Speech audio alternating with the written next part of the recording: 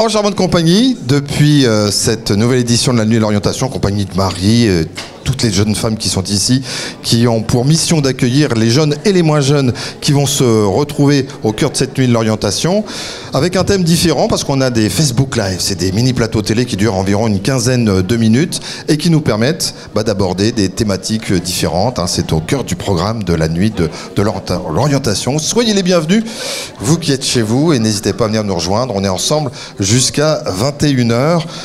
Comment s'y prendre pour s'orienter ? C'est une vraie question. Et pour ce faire, on a des spécialistes pour y répondre. Et j'accueille avec beaucoup de plaisir Emeline Lefebvre. Bonjour Emeline. Bonjour. En compagnie de Véronique Fontaine. Bonjour Véronique. Bonjour.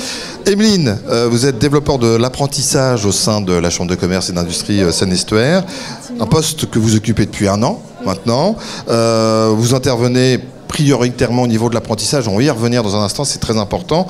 Vous avez fait un parcours master, allez hop, on rentre dans votre vie privée, un parcours master formation en communication, un saut de puce en ressources humaines, un stage en ressources humaines, et vous arrivez au sein de la CCI. Est-ce que c'est un parcours dû au hasard ou pas du tout en fait? Non, pas du tout à fait réfléchi en fait, puisque dès le début j'ai souhaité m'orienter vers la communication et me spécialiser ensuite vers la communication interne et les ressources humaines pour avoir la double compétence. Ça veut dire que vous avez accompagné des gens, oui. Ça tombe bien, c'est un peu votre rôle maintenant ici. Qu'est-ce que vous faites? Qu'est-ce que vous dispensez comme service et comme conseil? Alors étant développeur de l'apprentissage, j'accompagne les jeunes et les entreprises dans le développement de l'apprentissage. Donc en fait, au niveau des jeunes, que ce soit dans l'élaboration du projet professionnel ou encore dans la recherche d'entreprises. Et quant aux entreprises, ça passe par de l'accompagnement au niveau de l'aide dans la définition du besoin, du recrutement et de l'information sur les modalités liées à l'apprentissage et l'alternance. Emeline, vous restez pendant la totalité du plateau, vous êtes notre joker, notre fil rouge. Véronique Fontaine, vous êtes directrice d'un centre d'information et d'orientation ici au Havre. Et c'est rigolo, parce qu'il ne fallait pas me confier des choses, on prépare un peu à l'avance. Vous m'avez dit que quand vous étiez un peu plus jeune, on ne pouvait pas vous parler de CIO, c'était des choses qui ne vous parlaient pas. Vous pousserez même le bouchon encore plus loin avec le sujet de votre thèse. Je le cite, comment traverse-t-on le système scolaire et qu'on n'en sait pas plus à la sortie. Donc en fait, ça a été une vraie piqûre de rappel qui vous fait maintenant intervenir. Tout à fait, c'est-à-dire qu'on n'en sait pas plus. Non, je ne voyais pas des gens qui ne savaient rien, mais je me demandais ce qui pouvait être moteur de motivation pour les jeunes et par rapport à l'entrée sur le marché du travail, notamment. Et donc, qu'est-ce qu'on peut faire pour aider les jeunes à réussir leur parcours d'orientation, leur parcours scolaire et s'épanouir dans la vie par la suite. Alors j'ajoute que vous avez travaillé dans l'insertion professionnelle, c'est pas qu'un détail parce que ça vous sert aussi dans les missions que vous dispensez. Votre leitmotiv à vous, c'est le rapprochement de l'école et de l'entreprise. C'est une partie de mon leitmotiv. Mon leitmotiv, c'est aussi l'épanouissement des adolescents à l'école. Et on essaie d'œuvrer à ça au quotidien pratiquement. Alors on va y revenir. Votre public en fait, quel est-il ? Alors on intervient au niveau du CIO dès la 6e et je dirais qu'il n'y a pas vraiment de limite supérieure, sachant quand même que notre public prioritaire, ce sont les élèves, donc les personnes qui sont dans le système scolaire et les étudiants. Et en fait, vous allez les accompagner, donner du sens en fait à leur démarche d'orientation. C'est ça. Vous y prenez comment ? Alors, nous sommes... je ne suis pas toute seule, donc le CIO, c'est toute une équipe donc de professionnels. Nous avons tout d'abord des psychologues de l'éducation nationale, donc spécialisés en éducation, développement et conseil en orientation scolaire et professionnelle. Voilà notre titre exact.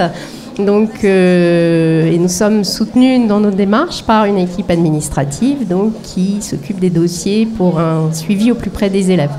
Et donc, quand on vient dans un CIO, ou que ce soit en France, on est accueilli forcément par un psychologue qui a cette spécialité-là, de manière individualisée. Et c'est hyper important. C'est hyper important. Parce qu'on le fait aussi de manière individuelle, même si c'est complémentaire avec d'autres interventions.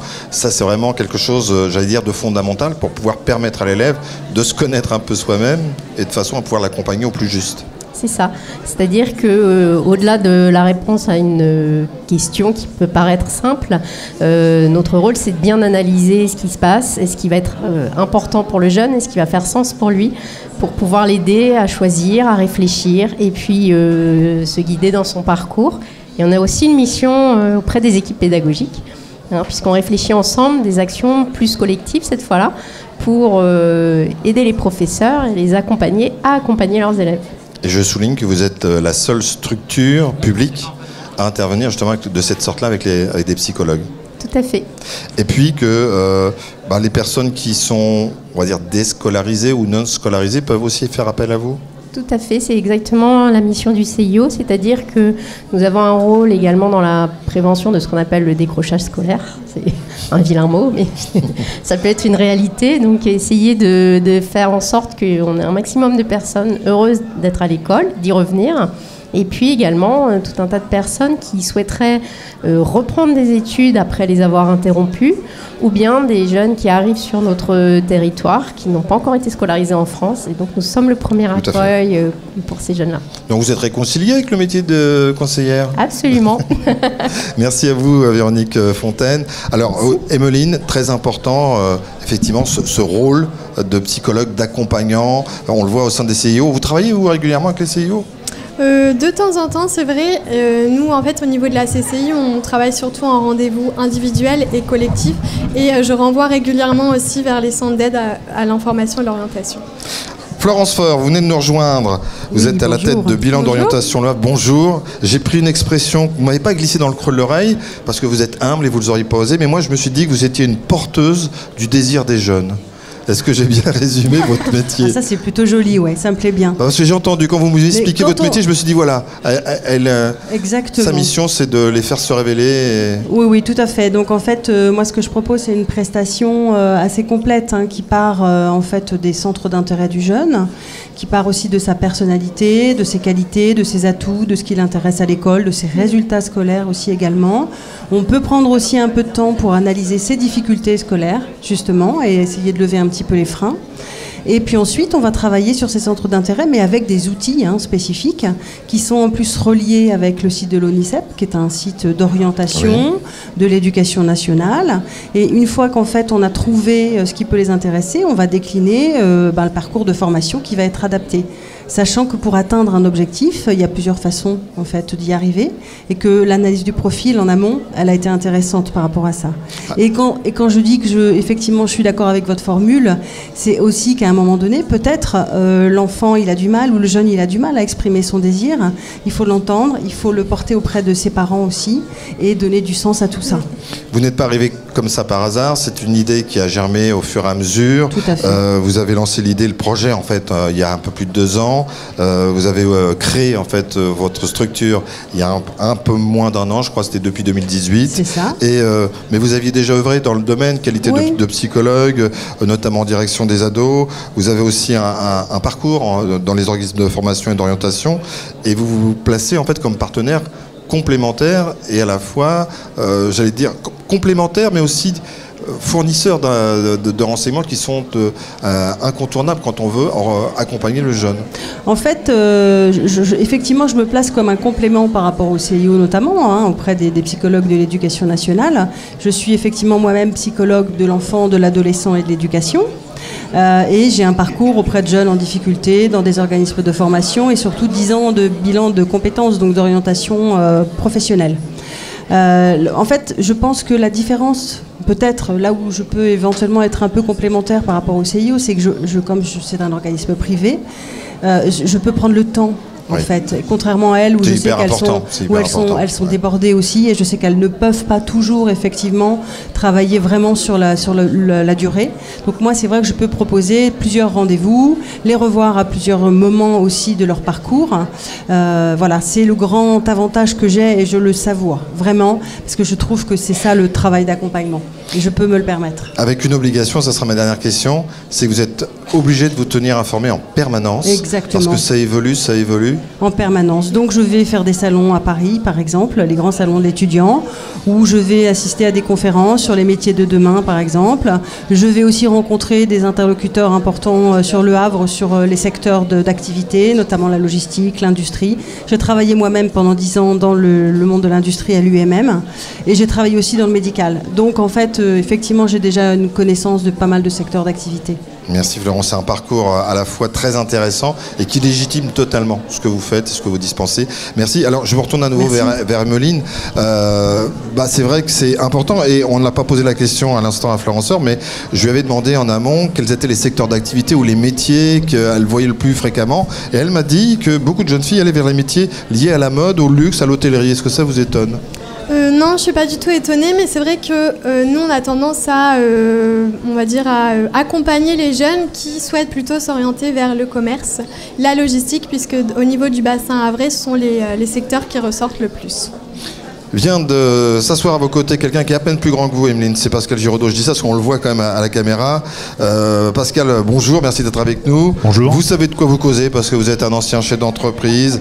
Vous avez marché et démarché sur la capitale, mais aussi à l'international. Et vous avez une constante chez vous, c'est, je dirais, une maxime. Former, c'est une vocation depuis toujours.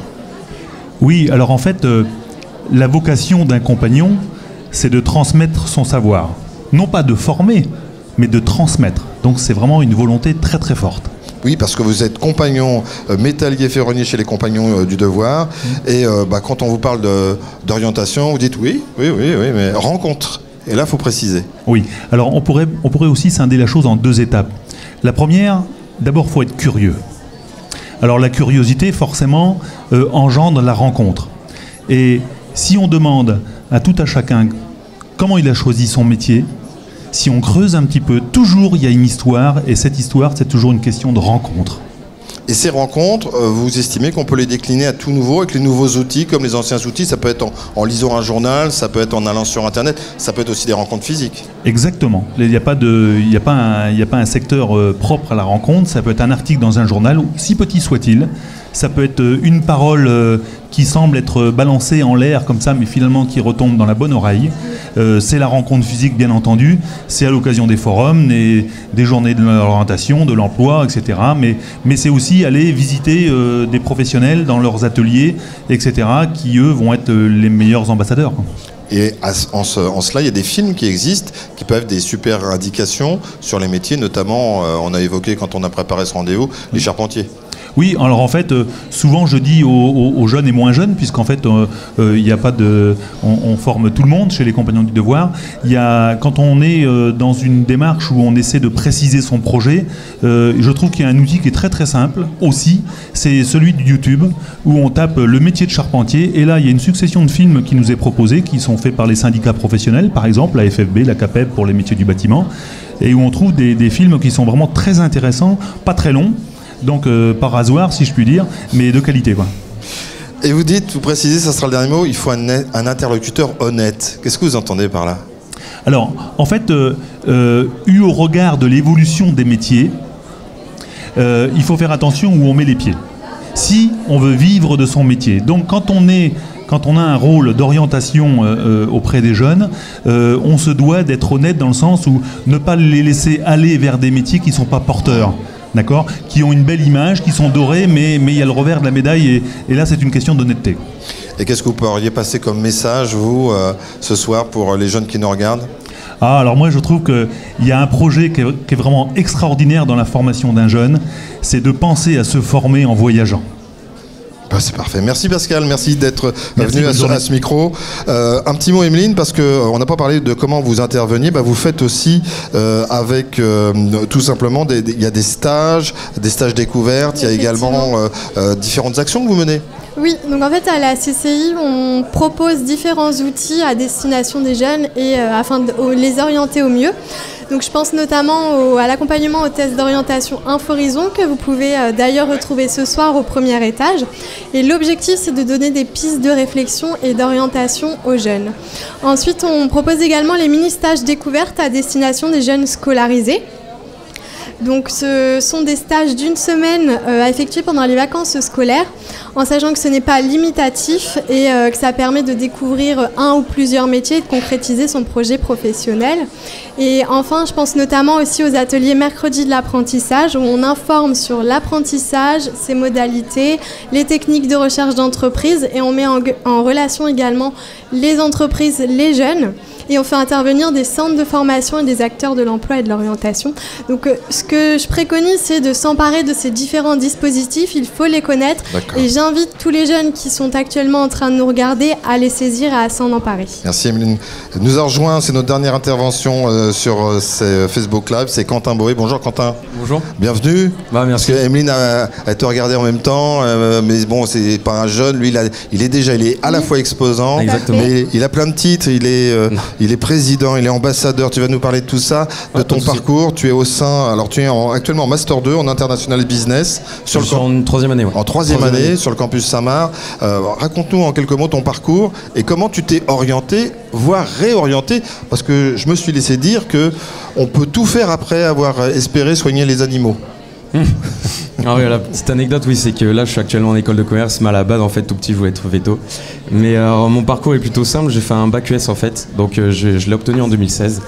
Après donc sur Rouen, et par la suite en fait j'ai fait un DUT GEA, donc sur Le Havre, donc gestion des entreprises et administration, en option gestion management des organisations. Et à partir en fait de ma deuxième année, j'étais un peu perdu, c'est-à-dire que j'hésitais entre soit faire une licence, soit intégrer directement une école de commerce.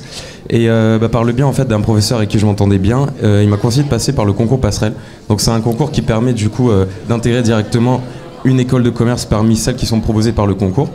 Donc j'ai passé ce concours, ça s'est très bien passé et du coup actuellement je suis à l'EM Normandie en troisième année. Donc tu es ambassadeur. C'est ça, donc ambassadeur en fait c'est une association. Donc quand on arrive directement en fait dans une école de commerce, donc en l'occurrence celle de l'EM Normandie, on nous demande en fait d'intégrer directement, donc obligatoirement même, une association. Donc en soi sur le campus du Havre il y en a une vingtaine. Et en l'occurrence moi j'ai intégré donc les ambassadeurs, donc je suis actuellement le président.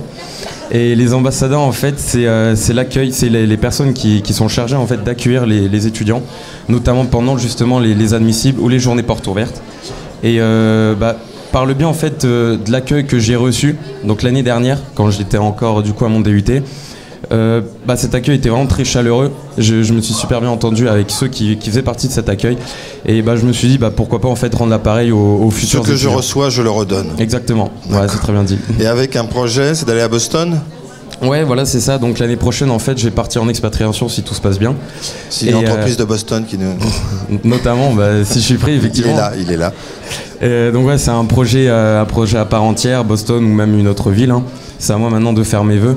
Mais oui, partir l'année prochaine, du coup, à Boston, c'est fait partie d'un de mes plus gros projets. Sinon, il ira à Prague ou dans les pays scandinaves. Exactement. Mais d'abord, aller à Boston, c'est quand même la priorité. Beau projet, en tout cas. Merci. Ouais. Merci Quentin, merci de ces précisions. Un dernier mot, Emeline. On parlait de stage, on a parlé d'alternance, hyper important. Tout à fait. Par rapport justement à ce que vous pouvez prodiguer, vous en parlez dans les actions, dans les stages que vous proposez ? Oui, effectivement, en fait, l'alternance est le meilleur moyen pour apprendre un métier puisqu'on allie à la fois pratique et théorie. Et actuellement, les entreprises demandent beaucoup d'expérience et à la fois les diplômes. Et c'est ce qui permet d'allier à la fois théorie et pratique. Donc si jamais vous souhaitez vous orienter vers l'alternance et l'apprentissage, n'hésitez pas à contacter le point A de la CCI Seine-Estuaire. Je serai là pour vous recevoir et vous accompagner. Merci Emeline, on a un petit peu débordé mais c'est passionnant, on a plein d'invités. Prochain rendez-vous dans 25 minutes, on parlera des métiers de l'industrie, je vous rappelle, c'est la thématique de cette année, puis c'est un petit peu en rapport avec tout ce qui a été propulsé au sein de la métropole ici l'année dernière. On se retrouve dans 25 minutes, à tout à l'heure, je compte sur vous.